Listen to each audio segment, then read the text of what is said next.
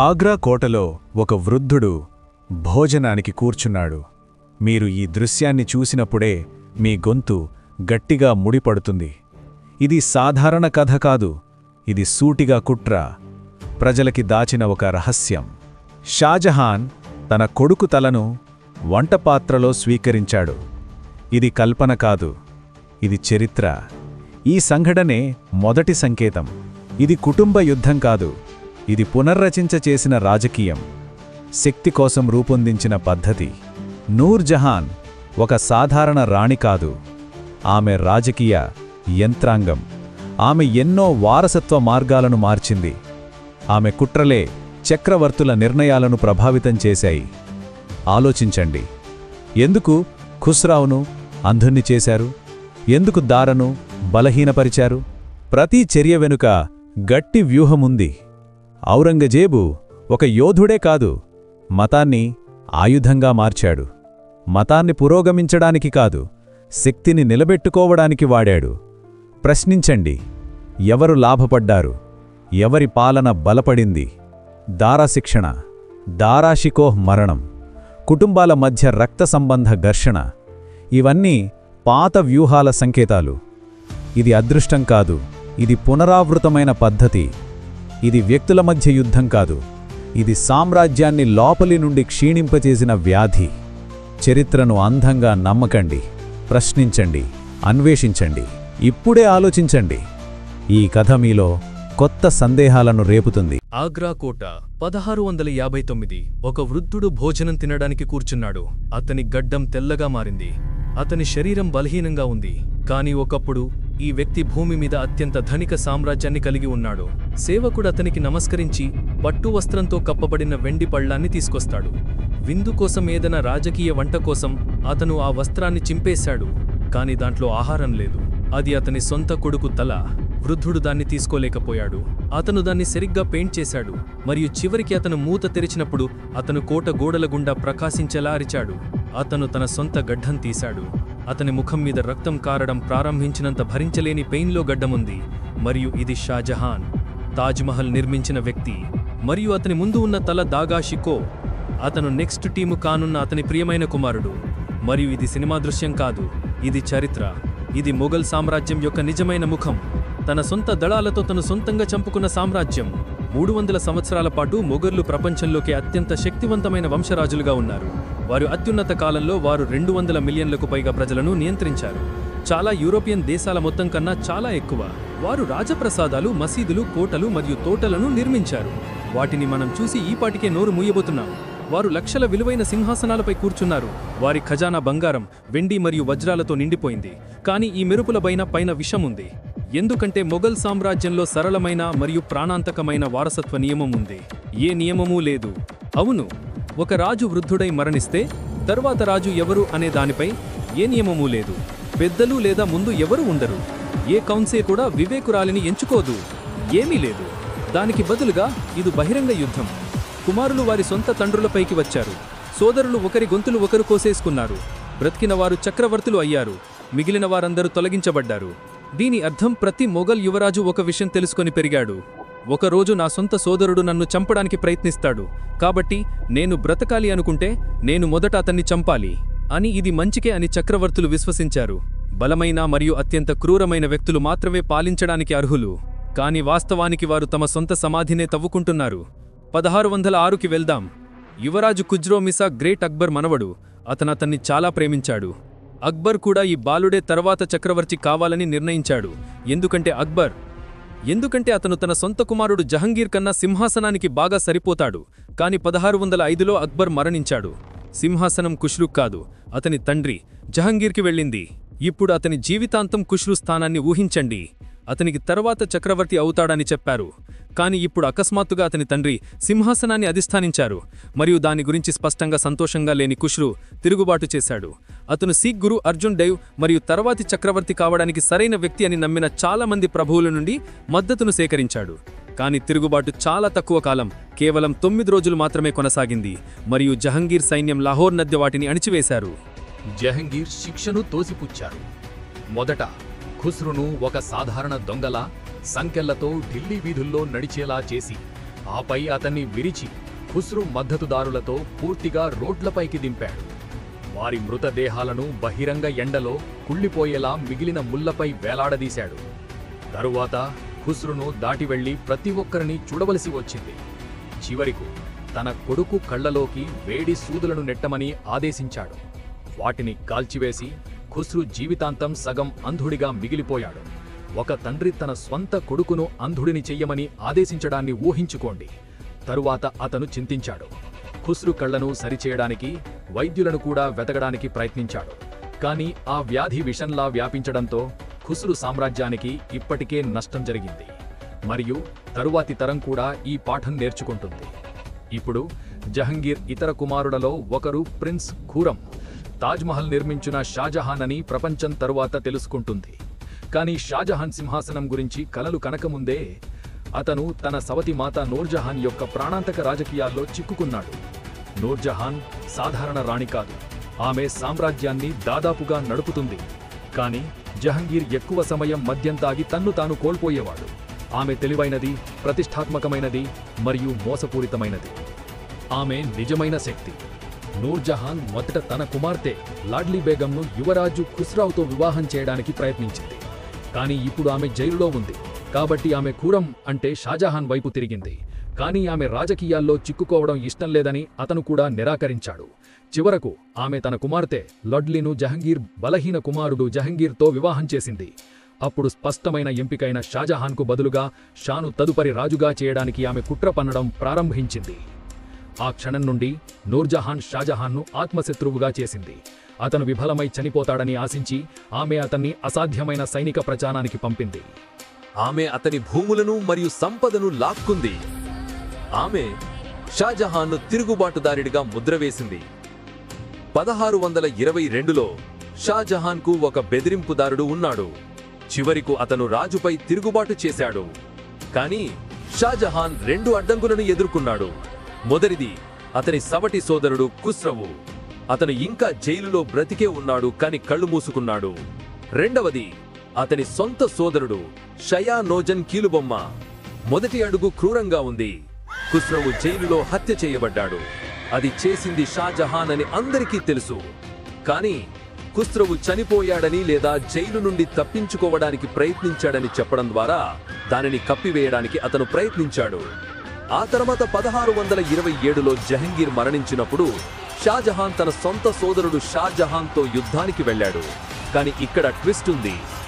జహంగీర్ సొంత సోదరుడు ఆసిఫ్ ఖాన్ తన కుమార్తె షాజహాన్ను వివాహం చేసుకున్నందుకు ఆమెను మోసం చేశాడు. కాబట్టి సమయం వచ్చినప్పుడు అతను తన సోదరిని కాకుండా తన అల్లుడినే ఎంచుకున్నాడు. కాబట్టి ఆసిఫ్ ఖాన్ మద్దతుతో షాజహాన్ అక్షరాలా షాజహాన్ను అణిచివేశాడు. కానీ విజయం అతనికి సరిపోలేదు. కాబట్టి జనవరి 23, 1628న షాజహాన్ దానిని ఒకేసారి పూర్తి చేయాలని నిర్ణయించుకున్నాడు. ఆ రోజు అతను షారియాత్ను ఉరితీయాలని ఆదేశించాడు. ఒకే ఒక్క రక్తపాత స్ట్రోక్లో అతను మొత్తం ప్రత్యర్థుల తరాన్ని తుడిచివేశాడు.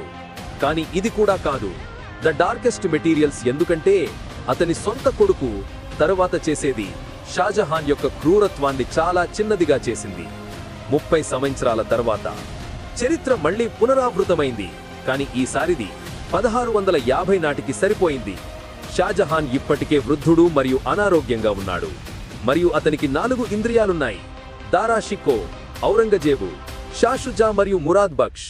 వారిలో దారా తండ్రికి ఇష్టమైనది విద్యావంతుడు, కవిత్వం, లోతైన ఆధ్యాత్మికత. మరియు అతను ఇస్లాంను మాత్రమే కాకుండా హిందూ గ్రంథాలను కూడా అధ్యయనం చేశాడు. అతను హిందూ ఉపనిషత్తులను పర్షియన్ భాషలోకి అనువాదం చేశాడు. హిందువులు మరియు ముస్లింల మధ్య ఐక్యతను నమ్మాడు. ప్రజలు అతన్ని ప్రేమించారు. షాజహాన్ అతన్ని ఆరాధించాడు. దారా తర్వాత చక్రవర్తి అవుతాడని అందరూ అనుకున్నారు. కాని అతని సోదరుడు ఔరంగజేబు చూస్తున్నాడు. నిశ్శబ్దంగా, ఓపికగా, నిర్దాక్షిణీయంగా.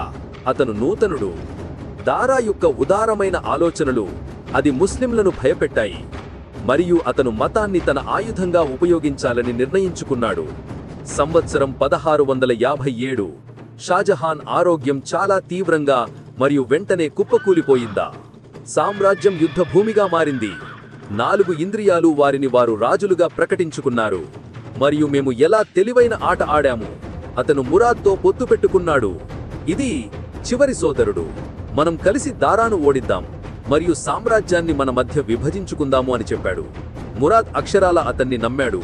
ఆ తరువాత ఔరంగజేబులు దారా నిజమైన ముస్లిం కాదు, అతను హిందూ పూజారులతో కూర్చుంటాడు, హిందూ గ్రంథాలను అధ్యయనం చేస్తాడు, అతనిలాంటి వ్యక్తి మనను ఎలా పాలించగలడు అనే మాటను వ్యాప్తి చేశారు. మత నాయకులు మరియు సైనికులు ఔరంగజేబు వైపు మొగ్గు చూపడం ప్రారంభించారు. ఆ తర్వాత యుద్ధాల ప్రారంభమయ్యాయి. షా షుజా ఓడిపోయాడు మరియు అతను తూర్పు వైపుకు పారిపోయాడు. ఇప్పుడు నిజమైన పోరాటం దారా షికో మరియు ఔరంగజేబ్ మధ్య జరిగింది.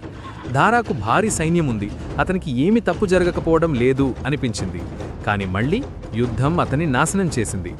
యుద్ధంలో అతని జనరల్ ఘర్లీ లూలా ఖాన్ అతని యుద్ధం నుండి వైదొలుగుమని సలహా ఇచ్చాడు. ఏనుగును, అది అతనికి బాగా పోరాడడానికి సహాయం చేస్తుందని చెప్పి. ఖాళీగా ఉన్న ఏనుగును చూసి వారి నాయకుడు దారా షికో చనిపోయారని భావించింది. భయం దావానళంలా వ్యాప్తి చెందింది. సైన్యం భయాందోళనకు గురయింది మరియు దారా యుద్ధంలో ఓడిపోయాడు. ఇప్పుడు ఓటమి తరువాత దారా తన కుటుంబంతో యుద్ధభూమి నుండి తప్పించుకున్నాడు. ఒక నగరం నుండి మరొక నగరానికి వెళ్ళాడు. అక్షరాలా సంచారిలా దాక్కున్నాడు. అతని భార్య అనారోగ్యానికి గురయింది. అతని పిల్లలు ఆకలితో ఉన్నారు. హిందుస్థాన్లో వివాదం ఇప్పుడు నిస్సహాయకంగా, నిరాశతో పారిపోయిన వ్యక్తిగా మారింది. చివరికి జూన్ 1659లో దారా మలిక్ జవాన్ అనే స్థానిక అధిపతితో ఉండటానికి ఒక స్థలాన్ని కనుక్కున్నాడు. అతనికి సహాయం చేస్తానని వాగ్దానం చేశాడు. కానీ మీరు ఎల్లప్పుడూ అని కాదు, డబ్బు విధేయత కన్నా బిగ్గరగా మాట్లాడుతుంది. ఔరంగజేబ్ రవాణాను అధిక బహుమతి కొరకు దర్గా షుక్రోకు అగ్గించడానికి జీవన్ రహస్యంగా ఔరంగజేబుతో ఒప్పందం కుదుర్చుకున్నాడు. తాను మళ్లీ మోసపోయానని దారా గ్రహించే సమయానికి చాలా ఆలస్యమయ్యింది. అతను మరియు అతని కుటుంబం పట్టుబడ్డారు. మరియు ఔరంగజేబ్ తన సోదరుని అవమానించడం పూర్తి కాలేదు. మొఘల్ సామ్రాజ్యాన్ని పరిపాలించాల్సిన వ్యక్తిని ఇప్పుడు ఇనుప గొలుసులతో ఢిల్లీలోకి తీసుకురాబడ్డాడు. మండుతున్న ఎండలో దారా షుక్రోను ఒకప్పుడు ప్రజలు అతన్ని నమస్కరించిన వీధులలో దొంగలా ఊరేగించాడు. ఆ స్థితిలో కొంతమంది అతన్ని చూసి అక్షరాలా ఏడ్చారు. మరికొందరు సిగ్గుతో ముఖం తిప్పుకున్నారు. ఇదంతా చూసిన ఇటాలియన్ యాత్రికుడు నికోలా మానుషి ఔరంగజేబ్ కమలిని మురికిగా అనారోగ్యంగా ఉన్న ఏనుగుపై తన కుడుకు పక్కన ఉంచి బంధించి ఉంచాడని పేర్కొన్నాడు. దీని చూడాల్సిన ఆవు దీంతో చాలా బాధపడి ఔరంగజేబ్ వారిని నియంత్రించాల్సి వచ్చింది. కానీ అది సరిపోలేదు. ఔరంగజేబ్ జనన్ను ఉమ్మివేయమని మరియు వారిపై మూత్ర విసర్జన చెయ్యమని కూడా కోరాడు. అవును, ఔరంగజేబ్ తన సొంత సోదరుణ్ణి అత్యంత దారుణంగా అవమానించాడు. ఆ తర్వాత ఔరంగజేబ్ దారాను మతభ్రష్టత్వానికి, అంటే ఇస్లాంకు వ్యతిరేకంగా ఉన్నందుకు విచారణలో పెట్టాడు. ఆగస్టు 30, 1659న దారా షికోను శిరచ్ఛేదనం చేశారు. కానీ దారా మరణంతో యుద్ధం ఆగలేదు. ఔరంగజేబ్ అతని శిరచ్ఛేదనం చేశాడు. ఆ తర్వాత దారాను ఆగ్రా కోటకు పంపాడు. అక్కడ అతని తండ్రి షాజహాన్ అప్పటికే బంధించబడ్డాడు. ఆ వృద్ధుడు భోజనం చేయడానికి కూర్చున్నాడు. మరి ఒక సేవకుడు అతనికి కప్పబడిన ప్లేటుని ఇచ్చాడు. లోపల ఆహారం లేదు, అది దారా తెగిన తల. ప్రయాణికుడు మానుషి సాధాయుడు షాజహాన్ అప్పటికప్పుడు చిత్రించాడు. అతను మేలుకున్నప్పుడు అతని గెడ్డము దప్పగా ఉండటంతో అది రక్తస్రావం ప్రారంభమైంది. అతని కొడుకును ఆ స్థితిలో చూడ్డానికి అతను ఎంత సిగ్గుపడ్డాడో. కానీ ఔరంగజేబ్ ఫర్ దారాన్ని చంపడం గురించే మాత్రమే కాదు, తన తండ్రి ఆత్మను విచ్ఛిన్నం చేయడం మరియు మొత్తం సామ్రాజ్యానికి నాకు వ్యతిరేకంగా సందేశం పంపడాని గురించి. మరియు ఇది మీ విశ్వాసమవుతుంది. కానీ కథ ఇక్కడితో ముగియలేదు. యుద్ధభూమి నుండి పారిపోయిన మూడవ సోదరుడు షా షూజా గుర్తుందా? ఔరంగజేబ్ తన తల్లిని మర్చిపోలేదు. అతన్ని వెంటడించడానికి తన జనరళ్లలో ఒకరిని పంపాడు. 1660లో షూజా తన కుటుంబంతో అరకాన్కు పారిపోయాడు. అది నేటి మయన్మార్. కానీ స్థానిక పాలకులు ఔరంగజేబ్కు భయపడి షూజా తమకు ఇబ్బంది కలిగించడని ఆరోపించారు. కాబట్టి 1661లో షూజా మరియు అతని కుమారులు చంపబడ్డారు. మరియు షూజా భార్య మరియు వారిద్దరు కుమార్తెలు ఏం జరుగుతుందో గ్రహించినప్పుడు అవమానాన్ని ఎదుర్కోవడం కంటే వారంతట వారే చంపుకోవడానికి నిర్ణయించుకున్నారు. మొత్తం రక్త సంబంధం తుడిచిపెట్టుపోయింది. షూజా, అతని భార్య, అతని కుమారులు, అతని కుమార్తెలు ఎవ్వరూ బయటపడలేదు. ఇది ఇకపై రాజకీయం కాదు, ఇది రాజవంశం యొక్క మొత్తం మూలాలను తొలగించడం. చివరిగా గుర్తుంచుకోవడానికి యుద్ధ వారసత్వంలో ఔరంగజేబ్ ఈ ఒప్పందం కుదుర్చుకున్న చివరి సోదరుడు మురాద్ బక్ష్. అతని తమ్ముడు మురాద్ బక్ష్తో ఒప్పందం కుదుర్చుకున్నాడు. ఔరంగజేబ్, దారా, షూజా మరియు మురాద్ అనే ముగ్గురు సోదరులతో ఒకేసారి పోరాడలేకపోయినా అతను ఒక ఒప్పందం కుదుర్చుకొని మురాద్కు సామ్రాజ్యంలో సగం భాగాన్ని వాగ్దానం చేశాడు. పంజాబ్, కాబూల్, కాశ్మీర్ మరియు సింధులను. మురాద్ అతన్ని నమ్మాడు. వారు దారా మరియు షూజాలను పక్కపక్కనే ఓడించి వారి విజయాన్ని సంభరించుకున్నారు. కానీ ఔరంగజేబ్ ఎప్పుడూ తన మార్గాలను కొనసాగించాలని అనుకోలేదు, మరియు ఇక్కడ కుటుంబ నమూనా కొనసాగుతోంది. జూలై 5, 1658న మధురలో సమీపంలో ఆ రాత్రి ఔరంగజేబ్ తన అత్యంత మోసపూరిత దోపిడీలలో ఒకటి చేశాడు. అతని సోదరుడు మురాద్ పూర్తిగా త్రాగి ఉన్నాడు. ఆ రాత్రి ఔరంగజేబ్ నిరంతరాయంగా మద్యం సరఫరా జరిగేలా చూసుకున్నాడని కూడా కొందరన్నారు. మరియు తరువాత దారా మాదిరిగా ఔరంగజేబ్ మతాన్ని తన ఆయుధంగా ఉపయోగించాడు. ఒక ఇస్లామిక్ సామ్రాజ్య సింహాసనంపై కూర్చోలేడు. అతను దానిని ఒక సాకుగా ఉపయోగించి తన సొంత సోదరుని అరెస్టు చేసి ఢిల్లీలో జైలుకు నిశ్శబ్దంగా పంపాడని ప్రకటించాడు. మురాద్ 3 సంవత్సరాలు జైలులో జీవించాడు.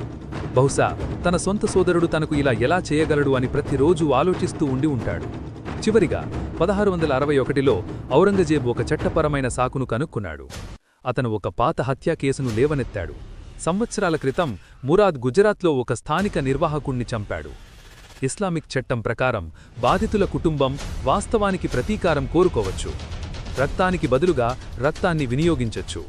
డిసెంబర్ 14, 1661న ఔరంగజేబ్ సింహాసనం గెలుచుకోవడానికి సహాయం చేసిన సోదరుణ్ణి మురాద్ను ఉరితీశారు. సింహాసనం ఇప్పుడు చచ్చిపోయింది.